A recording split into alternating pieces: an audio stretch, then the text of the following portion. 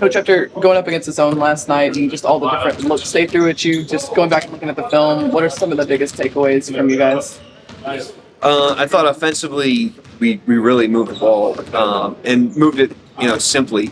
It wasn't complicated. We just kind of got it from side to side. I thought the cutting was really good. We really moved them around. And then, at a certain point, they started to try to sell out on Shea.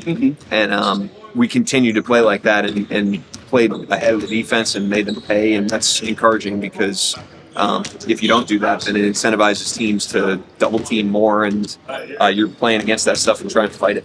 When you're going up against the zone, it sounds like the principles kind of remain the same. The ball movement, the screening, is that kind of accurate in those situations? Yeah, I mean, it's really, there's certain fundamentals offensively and defensively that transcend, coverages or transcend defenses. And offensively, in this case, it's really no different. You got to get the ball up the floor. You got to be organized. You got to play with pace in the half court, with your cutting, with your ball movement, and that's a zone principle, man principle. All the pick and roll coverages. I mean, those things transcend any coverage.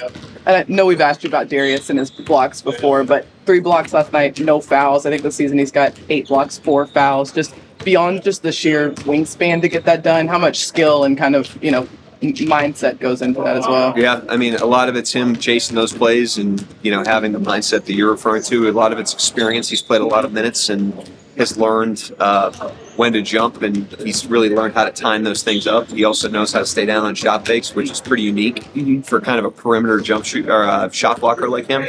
So pretty impressive, and he had some really impressive possessions last night. There was the possession he blocked the shot in the right corner. They had gotten an offensive rebound. If you just watch his effort in particular on that whole possession, it was a pretty impressive defensive sequence. Yeah, he covered a lot of ground there. Really impressive.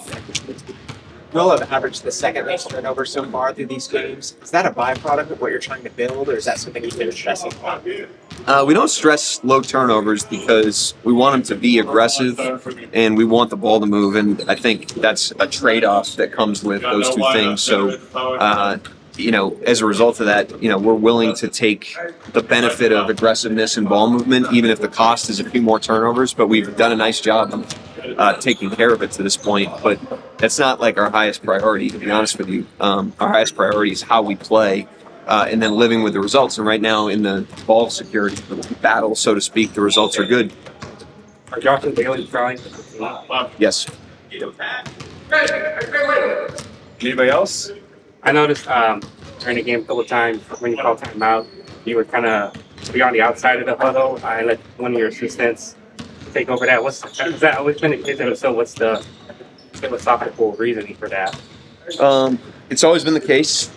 We trust all of our coaches. They, have a voice with the team. They scout the games. They have team level responsibilities. They're on the front lines, obviously, with the players.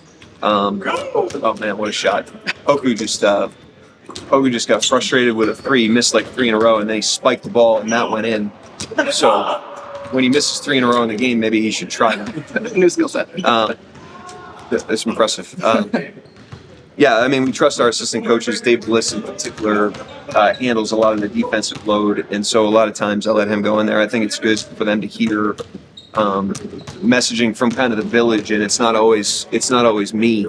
It preserves my voice. It empowers the assistants. It creates more of a flat environment. So I think there's a lot of benefits to it, and I have a lot of trust in our coaching staff. They're very, very competent, and they're in it with the guys. What do you tell a guy like Poku to keep building on his performance last night in the future? I don't. A lot of these guys I trust, especially a guy in his 3rd year. I trust their ability to course correct first. So my first instinct is not to talk and try to use words to solve problems.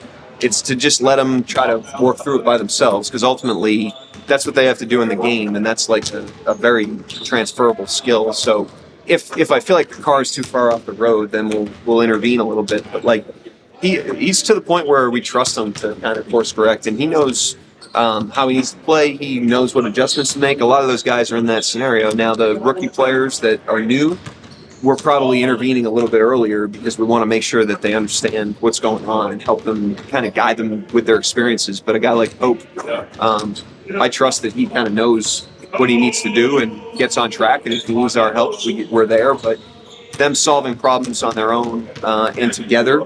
There's great power, and that goes back to the question last night about the not calling timeout. You know, them having to solve that. We had 5 guys on the floor, very capable of solving that problem, and we learn from it and keep it moving.